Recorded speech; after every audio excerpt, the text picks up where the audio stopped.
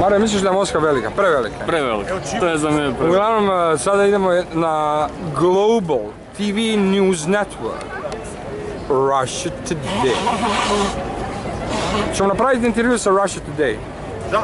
Ajmo pa reći. Evo, ne pitao oficira, gledaj. Pa di će oficira, Russia Today pitamo. Njih. Da, da. Ali ne vidim nijednog njihovog. Ma kako, pa kamermani se tu, skažite, prosim. Ali nisu oni od Russia Today, ovdje je neka peta Pa televizija. pitaj se to Russia Today, jesu Russia Today. Nisu. Ne, da je Brazil, eto. De Brasil. Bržil, Mi nam treba Russia Today. progrežove ord. Kako se kaže? Ordem i progreš. Orden progres. To je to. Bom dias. Bom dia. Bom dia i čekaj, obrigados. Evo. Tak. Bravo. Pozdrav, hvala. Ajmo tamo. Russia Today. Ajde, idemo tamo na nultu noć. Party like a Russian. End of discussion. Party like a Russian. Ura, tovariš. O!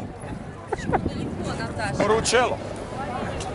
Evo vidite, ljudi imaju potrebu za tim selfijima gdje god da ste. Ja mogu vas zamoliti. Sa maršalom Žukovićem. A gledaj kako je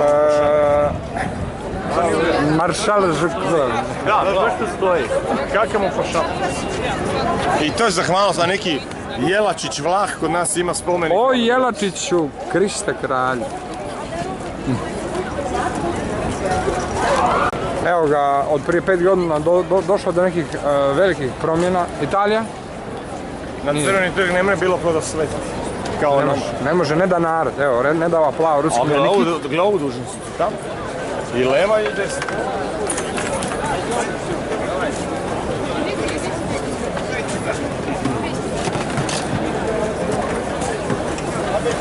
Messi? Spasiba.